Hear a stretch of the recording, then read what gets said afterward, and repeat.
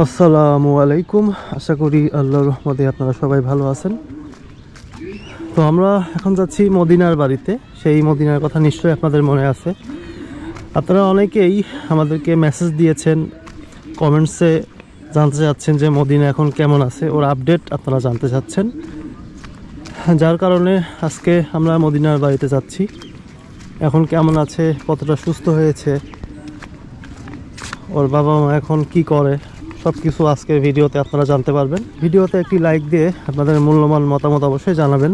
দেখতে পাচ্ছেন যে এই জমিতে ধান রোপণ করেছে। মূলত এই জমিতে আমরা যেবারই আসলাম সবসময় ধানই দেখলাম, অন্য কোনো কিছু আবাদ করা দেখলাম না। তো গত বেশ কিছুদিন আগেও মদিনার বাবাকে ফোন দিলাম, এখানে প্রায় হাঁটু সমান পানি ছিল। এর মধ্যেই কষ্ট করে ওদের থাকতে হচ্ছে, কারণ তাদের তো আর নিজস্ব কোনো জায়গা নেই যে থাকবে ওখানে গিয়ে। কদিন রোদ হওয়ার কারণে বেশ শুকিয়ে গিয়েছে, হালকা হালকা কাদা আছে, তারপরেও স্যান্ডেল পায়ে দিয়েই আসা যাচ্ছে। কেমন আছেন? আছি আলহামদুলিল্লাহ। ভালো আছেন আপনারা সবাই? আছি আলহামদুলিল্লাহ। কি করতেছিলেন? ওই যে বাবুর খেতা কাছিছিলাম, তো ওগুলা ভাঁজ করছি, গুছাচ্ছিলাম।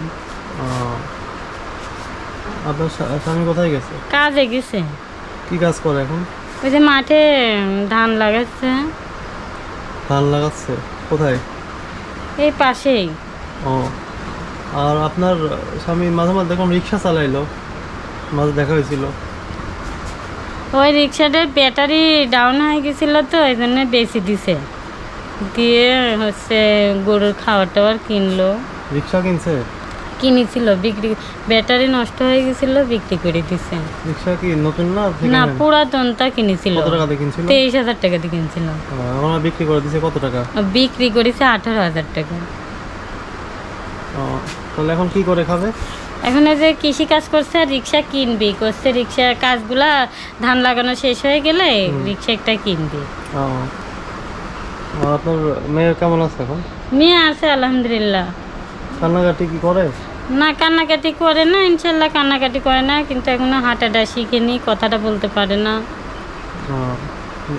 আর ওষুধ কি খাওয়াচ্ছেন? তো না, ওষুধ ঠিক মতো খাওয়াচ্ছি। একবার ওষুধ না খাওয়ালে মনে করেন ওর যন্ত্রণা বাইরে যায়। লাস্ট যখন ইন্ডিয়া থেকে আসলেন তখন তো আমরা কথা বলেই গেলাম, তাই তো? হ্যাঁ হ্যাঁ। তারপরে তো জানি না, তারপরে আর যায়নি। ওষুধ কিভাবে আনাচ্ছেন? ওষুধে যে আমার পাশের বাড়ি একজন যাচ্ছে ইন্ডিয়াতে, ওর ছেলের ট্রিটমেন্টের জন্য ওর কাছে দিয়ে আনাইছি। ওষুধ কবে আনাইছেন লাস্ট? হ্যাঁ, ওষুধ আনাইছি তো 2 মাস আগে। একবারে কতদিন ওষুধ আনান? একবারে ওরা আবার যাবি তো, এর মধ্যে 4 মাসের ওষুধ নিয়েছিলাম।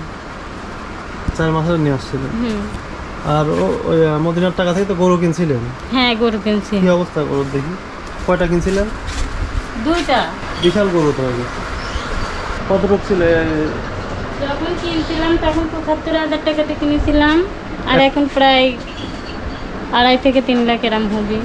2টা 75 দিয়ে কিনছিলেন? না না, শুধু ওইটা 75 আর এটা কিনেছি 96,000 টাকা দিয়ে। এটারই দাম বেশি নিচ্ছে। এটা কত দিয়ে কিনছিলেন? 96,000 টাকা। এখন কত চাই? এখন প্রায় 1.5 লাখ টাকা হবে। কতদিন পুষলেন? এটা পুষে প্রায় 2 মাস হয়েছে, 2-3 মাস এরকম হয়েছে। আচ্ছা, আর ওইটা কিনা প্রায় 1 বছর হয়ে গেল। এটা কিনছিলেন 75,000 টাকা দিয়ে। কত যাচ্ছে এখন? এখন ঈদের মধ্যে হচ্ছে গিয়া 2 লাখ টাকা বলেছিল কুরবানির দামটা দেয়নি, এখন 2.5 লাখ হবে। 2.5 লাখ? সবসময় ফ্যান দিয়ে রাখাই লাগে নাকি? হ্যাঁ, ফ্যান দিই যদি কিছু হয় গরমে। আর ছাগল? ছাগল 2টা কিনেছিলাম, একটা কুত্তা কামড়ে মারি ফেলেছে, আর একটা আছে। ছাগল কয়টা কিনছিলেন? 2টা। ছাগল 2টা কিনছিলেন? হ্যাঁ, কুত্তা মেলা জায়গায় কামড়াইছিল, ট্রিটমেন্ট করলাম, পশু হাসপাতালে নিয়ে যায়, 6 জায়গায় কামড়াইছিল। এগুলো তো সব তো মদিনার টাকা থেকে কেনা নাকি? হ্যাঁ, এগুলো মদিনার টাকা দিয়েই কিনা, কিন্তু খাওয়ানোটা আমরাই খাওয়াই। এই গরুর প্রতিদিন কয় টাকা খাওয়ার লাগে? 400 টাকা খাওয়ার লাগে। প্রতিদিন গরু 400 টাকা খাওয়ার লাগে? হ্যাঁ, 400 টাকা খাওয়ার লাগে, প্রচুর খাবার লাগে। সকালে 200 টাকা লাগে, বিকেলে 200 টাকা লাগে। আপনার ছেলের এখন কি অবস্থা? আমার ছেলে যে স্কুলে গেছে, ছেলে মেয়ে 2 ভাই বোনই স্কুলে গেছে, 9টায় গেছে স্কুলে। আপু, এই দেখো, তাকাও তাকাও, সুন্দর করে তাকাও তো আব্বা, এই দেখো। এখন কি এরকমই থাকে নাকি? হ্যাঁ, এখন এরকমই থাকে। কান্নাকাটি? না, কান্নাকাটি করে না। ওষুধ না খাওয়াইলে কান্নাকাটি করে। ওষুধ মানে এক বেলা ওষুধ যদি না খাওয়াই ওর অতিরিক্ত যন্ত্রণা বেড়ে যায়। ওষুধ খাওয়াতেই হবে, ওষুধ বন্ধ রাখা যাবে না। দেখো দেখো দেখো, সালাম দাও তো সবাইকে, সালাম দাও, সালাম দাও তো মা, সালাম দাও, সালাম দাও। আর ঘুমাই কখন কি হবে? ঘুমাই দুপুরে, এখন গোসল করা দিলাম, এই ঘুমাবি নি আধা ঘন্টা 1 ঘন্টা, তারপরে আর সারাদিন শোয় না। ওই রাত্রের বেলা ওষুধ খাওয়াইলে ঘুমাবি, ওষুধ না খাওয়াইলে ঘুমাবি না। ওষুধ খাওয়াতেই হবে। ডাক্তার কি বলছিল আপনাদের? ডাক্তার বলেছিল যে অপারেশন এখন করব না, যতদিন ওর ব্রেনগুলা তাজা না হচ্ছে, রগগুলা তাজা না হচ্ছে, ততদিন ট্রিটমেন্ট চলাই যেতে হবে। এখন ট্রিটমেন্ট করতে হবে। ট্রিটমেন্ট করতে করতে আল্লাহ যদি রগগুলা যদি কোনো রকমভাবে একটা ফয়সালা করে আল্লাহ, তাহলে ঠিকই অপারেশন করতে হবে। হ্যাঁ, ওরা বলে দিছে, এভাবে বলে দিছে যে হ্যাঁ, আমরা পাসপোর্ট রেনু করতে দিছি। কবে যাবে? পাসপোর্ট রেনু করতে দিছি। এখন পাসপোর্টটা ভিসা অফিসে ভিসা বন্ধ আছে, তো ভিসাটা করব, তারপর তো যাব। ভিসা অফিস বন্ধ। আমরা গেছিলাম রাজশাহী সেদিনকে বাবুক ডাক্তার দেখাতে, আবার খালি ওয়াক পারে তো, আর খাতে চায় না, আগের মতো খায় না আমার মেয়ে, এই জন্যে ডাক্তার দেখাতে গেছিলাম রাজশাহীতে।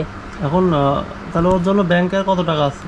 আমাদের ব্যাংকে এখন আর টাকা নাই। ব্যাংকের টাকা দিয়ে 2টা গরু কিনেছি, গরু খাওয়ানো, মদিনার যখন যেটা লাগে টাকে সেটাই করেছি। ব্যাংকে আমার এখন টাকা নাই।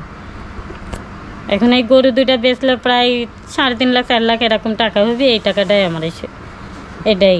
এই টাকা দিয়ে যাবেন? হ্যাঁ, এটাই গরু বিক্রি করেই যাব।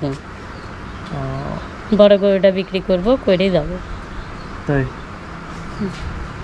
আর রিক্সা তো ওই টাকা দিয়ে কিনছিলেন? হ্যাঁ, রিক্সা মদিনার টাকা দিয়ে কিনেছিলাম। কিনে ওই যে গরুর খাবারের অতিরিক্ত দাম, তো তাও গরু রিক্সা পেয়েছি, এক দোকান থেকে বাকি করে খাওয়াইছিলাম গরু।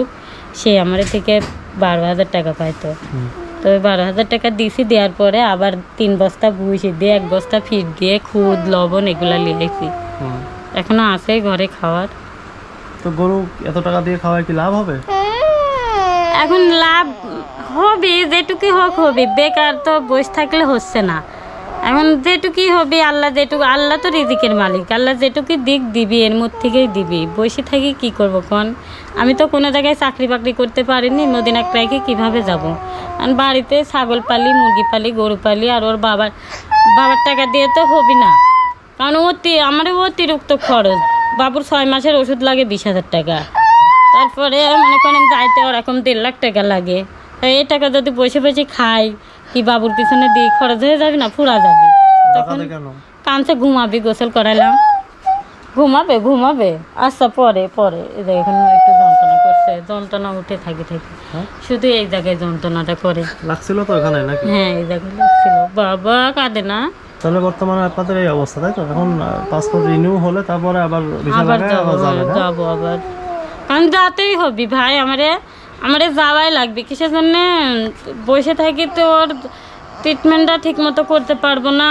আমরা তো মানুষের থেকে হাত পাইতে টাকা লিছি বসে খাওয়ার জন্য না, বাচ্চার ট্রিটমেন্টের জন্য। ওর ট্রিটমেন্টটা করি, দেখি আল্লাহ কত দূর কি করে। সেটাই, ট্রিটমেন্টের জন্য তো টাকা নেই। হ্যাঁ, ট্রিটমেন্টের জন্য টাকা লিছি, ট্রিটমেন্টটাই করি।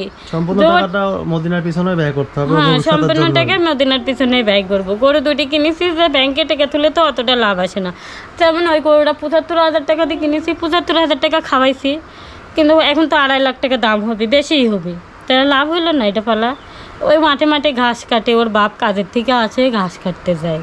আমাকে কয় তুমি আসো, আমি কাটি, তুমি বস্তায় ভরে দাও। আমি যাই বস্তায় ভরে দিই, ওলি। দর্শক, এই ছিল মদিনার আপডেট। বর্তমানে এই অবস্থায় আছে। আবার ইন্ডিয়াতে ওরা যাবে।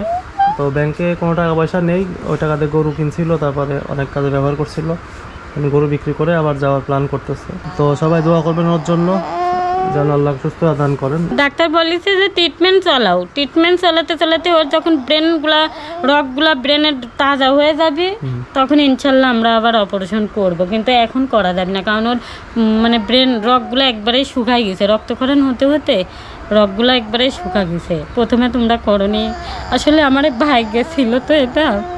প্রথমে আমরা করিনি। প্রথমে যদি ঢাকাতেই করতাম, মনে করেন যে আল্লাহ একটা ফয়সলা করে দিত। আমার হলে থাকতো, আল্লাহর হলে আল্লাহ লিয়ে নিত। কিন্তু প্রথমে সার্জারিটা না করার কারণে আজ আমার সন্তানের কষ্ট, আমার কষ্ট, আজ 5টা বছর টানছি বাচ্চা, জানেনি কপালে আর কি আছে আমার, যেতে পারিনি, এখন বড় হয়ে গেছে, অনেক কষ্ট। যখন গাড়িতে উঠি বিসমিল্লাহ করে উঠি যে কীভাবে পার হবো, কীভাবে যাব, 2টা ছেলে মেয়েকে রাখি যায় সেই টেনশন, নিজেরও টেনশন, কীভাবে যাব, কি করব, কি খাবো, বাচ্চার কী হবে না হবে, অনেক কষ্টে আছে। আপনারা সবাই দোয়া করবেন আমার বাচ্চার জন্য, আমিও দোয়া করবো আপনাদের জন্যে, কারণ আমারও বয়স হয়ে যাচ্ছে, আমি আর পারিনি, আমারও শরীরটা খুব খারাপ লাগে বাচ্চা টানতে টানতে।